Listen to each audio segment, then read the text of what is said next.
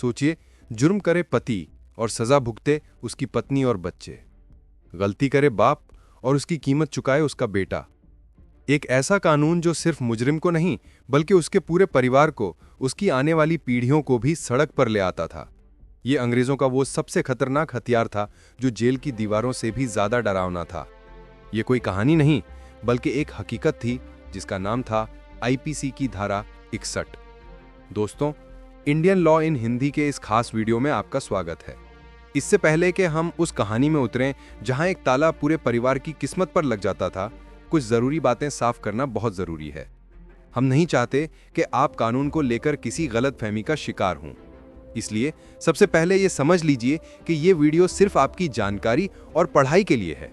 ये कोई कानूनी सलाह नहीं है और किसी भी असली मामले के लिए हमेशा एक काबिल वकील से ही बात करनी चाहिए। दूसरी बात, इस वीडियो में बताई जा रही कहानी पूरी तरह से मनगढ़ंत है, काल्पनिक है। इसका मकसद सिर्फ कानून के इस मुश्किल हिस्से को आपके लिए आसान बनाना है। और तीसरी सबसे जरूरी बात, इस वीडियो में दी गई हर कानूनी जानकारी हमारी गहरी रिसर्च पर आधारित है, लेकिन हम भी इंसान हैं, एआई की मदद लेते हैं और गलती हो सकती है। इसीलिए हमने अपनी रिसर्च के सभी सोर्स के लिंक नीचे डिस्क्रिप्शन में दे दिए हैं ताकि आप खुद भी दूध का दूध और पानी का पानी कर सकें। तो चलिए उस जमाने में चलते हैं जब ये कानून जिंदा था। कहानी है हरिया की। हरिया अपने गांव का एक स्वाभिमानी किसान था जिसके पास कुछ बीघा जमीन थी, एक छोटा सा घर था और एक हंसता खेलता परिवार। गांव में अंग्रेज कलेक्टर ने लगान दुगना कर दिया था। हरिया और गांव के कुछ और लोगों ने इसके खिलाफ आवाज उठाई। अंग्रेजों ने इसे सरकार के खिलाफ बगावत का नाम दे दिया। हरिया को पकड़ लिया गया और उस पर देशद्रोह का मुकदमा चला। अदालत ने हरिया को 10 साल की कठोर कारावास की सजा सुनाई।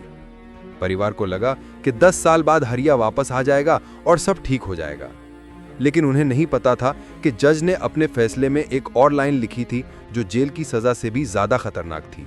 वो लाइन थी, और मुजरिम की सारी संपत्ति जब्त की जाती है। यह फैसला आईपीसी की धारा 61 के तहत दिया गया था।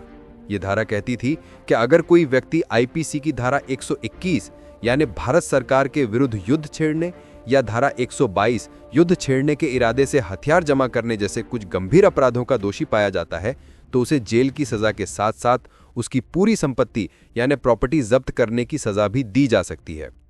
कुछ ही दिनों में सरकारी अफसर गांव आए और हरिया के घर पर ताला लगा दिया, उसकी जमीन पर कब्जा कर लिया और उसके बीवी बच्चों को घर से बाहर निकाल दिया। सोचिए, गलती हरिया ने की थी, लेकिन सजा कौन भुगत रहा था? उसका पूरा परिवार जो अब सड़क पर आ चुका था।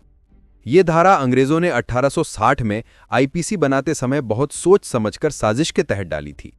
वे जानते थे कि हिंदुस्तानी अपनी जान से ज्यादा अपनी जमीन और अपने घर से प्यार करता है। उन्हें पता था कि अगर किसी क्रांतिकारी को जेल भेजा गया तो वो हीरो बन जाएगा, लेकिन अगर उसकी संपत्ति छीन ली गई तो उसका परिवार भूखा मरेगा, और ये देखकर दूसरे लोग बगावत करने से डरेंगे। धारा 61 सिर्फ एक कानूनी धारा नहीं थी, ये एक मनोवैज्ञानिक हथियार था। इसका मकसद था क्रांतिकारियों की कमर तोड़ना, यानी उनकी आर्थिक ताकत को पूरी तरह से खत्म कर देना, परिवार को सजा देना, यह संदेश देना कि अगर एक ने गलती की तो पूरा खानदान भुगतेगा, समाज में खौफ पैदा करना ताकि कोई भी सरकार के खिलाफ आवाज उठाने की हिम्मत न कर सके। इस कानून ने हजारों परिवारों को बर्बाद कर दिया। इसने लोगों के मन में यह डर भर दिया कि अदालत का मतलब सिर्फ जेल नहीं बल्कि पूरी जिंदगी की बर्बादी है। सालों तक यह जुल्म चलता रहा, लेकिन जैसे जैसे भारत में कानूनी समझ बढ़ी और मानवता की बात होने लगी, लोगों ने इस अमानवीय कानून के खिलाफ आवाज उठाई। माना गया कि एक व्यक्ति के अपराध की सजा उसके बेकसूर परिवार को देना इंसाफ नहीं है। आखिरकार आजादी से भी कई साल पहले 1921 में अंग्रेजी हुकूमत को ही यह कानून बदलना पड़ा।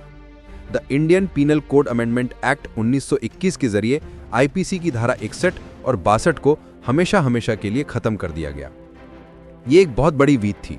ये इस बात का सबूत था कि समाज बदल रहा है और अब सजा का मकसद सिर्फ बदला लेना नहीं बल्कि सुधारना भी है।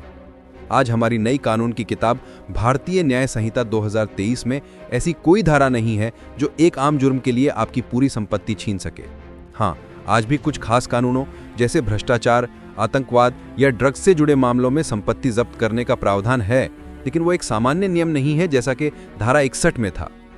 तो दोस्तों, आज हमने कानून के एक ऐसे काले अध्याय को जाना जिसे जानना इसलिए जरूरी है ताकि हम अपने आज के अधिकारों की कीमत समझ सकें। धारा 61 की ये कहानी हमें याद दिलाती है कि हमारा कानून कितनी लंबी लड़ाई लड़कर क्रूरता से इंसाफ तक पहुंचा है। ऐसी गहरी और सच्ची जानकारी ही आपको भीड़ से अलग करती है और एक जागरूक नागरिक बनाती है। अगर आप चाहते हैं कि आप और आपके अपने कानून की ऐसी ही सच्ची जानकारी से हमेशा ताकतवर बने रहें, तो इंडियन लॉ इन हिंदी को अभी सब्सक्राइब कर लीजिए, क्योंकि यहां हम आपको वो जानकारी देते हैं जो आपको भीड़ से 2 कदम आगे रखेगी। क्या पता ज्ञान का ये खजाना आपको दोबारा मिले या ना मिले। इस वीडियो को लाइक करें और हर उस अपने के साथ शेयर करें जिसकी आपको फिक्र है। और अब आपके लिए एक दिल से जुड़ा सवाल। आज के जमाने में जो लोग देश के साथ हजारों करोड़ का घोटाला करके भाग जाते हैं, क्या आपको लगता है कि उनके खिलाफ धारा 61 जैसा कोई सख्त कानून वापस लाना चाहिए, जिससे उनकी पूरी संपत्ति जब्त करके देश का नुकसान भरा जा सके? आपकी अंतरात्मा क्या कहती है? अपना जवाब नीचे कमेंट में हाँ या ना में दीजिए।